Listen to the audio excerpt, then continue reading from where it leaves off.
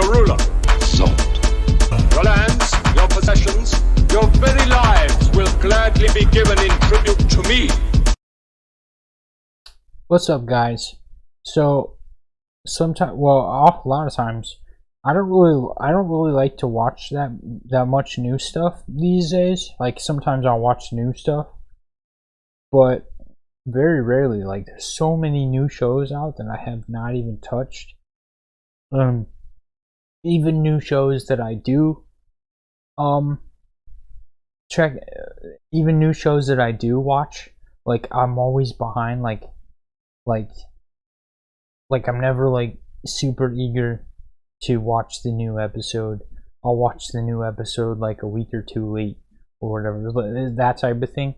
But anyway, I like to go back, and there's so much stuff in the past that is just so good and so much better compared to the stuff that gets pumped out these days, that I always go back, and I like to go back and compare stuff. Like, I'll go back to, like, I'll watch stuff from the 1940s or like 1950, I think I was watching like Batman from 1943 the other day, and it was crazy. It's just crazy to like see how like they did things, like,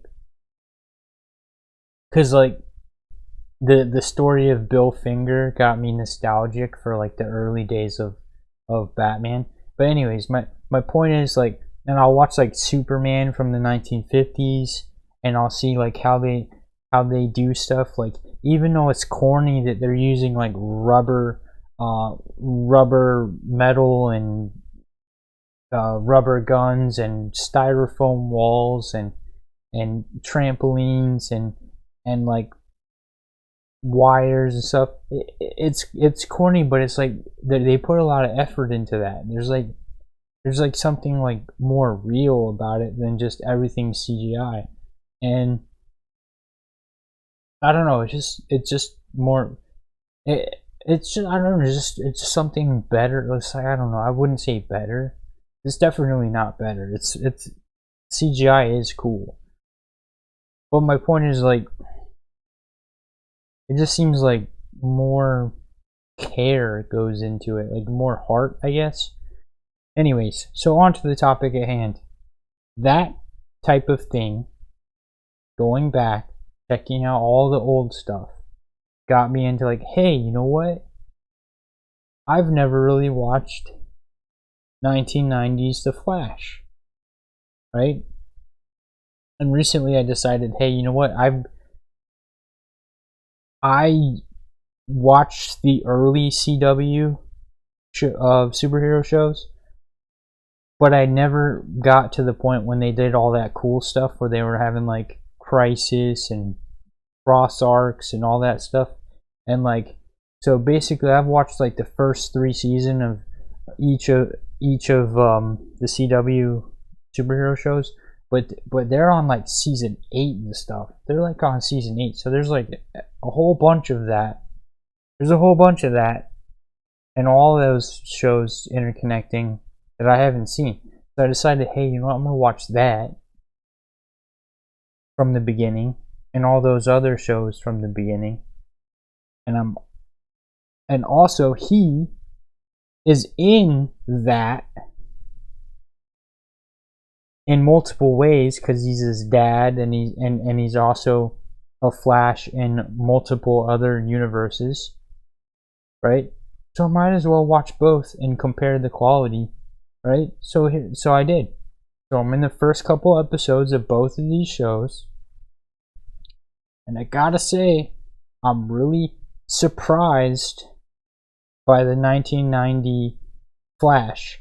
I'm really surprised by this, what they were able to do way before this 2014 show came out. Like, even though they don't have all the new technology and the CGI of 2014, they did some really cool, like,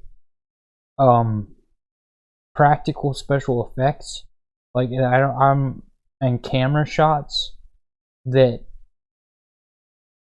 it's it's damn near on the par with, like, you know, if you've ever seen the Justice League and the Flash in the Justice League, you can do a lot more in animation special effects than you can in live action, because it's animated. You can do anything with animated. But they did so well that his super speed special effects is on par with the Flash from the animated Justice League shows. And I'm like, it looks more like it kind of should than that does, right? I mean, he's zooming around, punching people a million times, and I'm like, man, they did a good job. They did a good job with, like, probably really low budget. They just thought up a bunch of cool camera tricks that they could use, and they just like there's one scene where he's cleaning up his apartment and he's trading a clothes tornado. They don't even really, I don't know, I mean, they got cool stuff in that show too, but I just have to give this more credit because of how much less they're working with. How much less money, probably, way less money, I'm assuming, and way less technology. So the fact that they were able to pull off such fun content is crazy. And the stories are pretty similar. They both get struck by lightning and chemicals.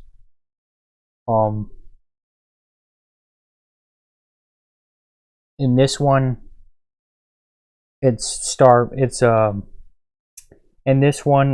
Labs, and it's like a integral to the story. And one of the ladies that works at Star Labs, her husband died during the same thing that exploded and got him. In this one, there's also a Star Labs, right? And there's also a lady who works at Star Labs who's like a romantic interest, and she also had a husband that died on her. The difference is, in this one, she's a love interest, and they're kind of like into each other, and there wasn't an incident at Star Labs. In this one, there was an incident at Star Labs that's creating everybody, and they're not a love interest. The lady who lost the dude, she's not a lover. She's just a lab worker. I mean, it could have been, like, it would have been cool. I think they should have been a love interest, but instead the love interest in this one, in the 1990 ones, they were smart, right? And they said, okay, listen, here's what it's gonna be. Iris is a cunt, and she's gonna move away. And that's what, right off the bat, Iris is a bitch. She moves away, and they make the nice, sweet lady, who's the lab girl at Star Labs, the nice, sweet, feminine lady is going to be his love interest, right? And this one, in the 2014 one, the girl who lost the guy in the accident, who's nice and sweet and could have been the love interest, she's not the love interest. Iris sticks around, and she's the love interest, and just, it sucks. It sucks. Anyways, but yeah, they're both decent. I have to give the upper hand though to the 1990s one. But yeah, I'm just starting the Arrowverse. It's so stupid that it's called the Arrowverse, because it's like, why? Because that was the first show that came out and started it. Because it's all centered around Arrow. It's stupid. I don't know. It's weird. It's weird seeing Arrow in the Flash when I'm just starting Arrow, but I already see him established in the Flash when in the beginning of Arrow, he's not established. I might have to give Arrow more of a head start because it's got so much. Because like these other shows take place way farther into it. I don't know. But anyways,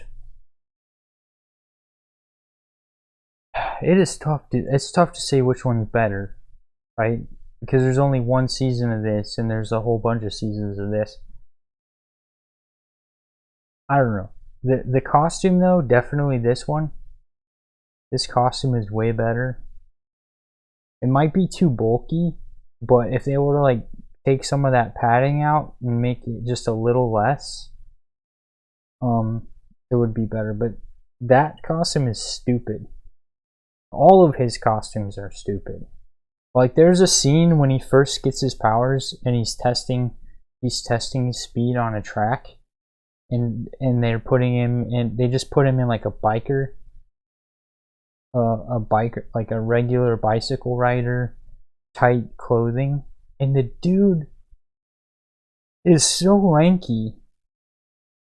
He's got like no, what do you call it? He's got like no,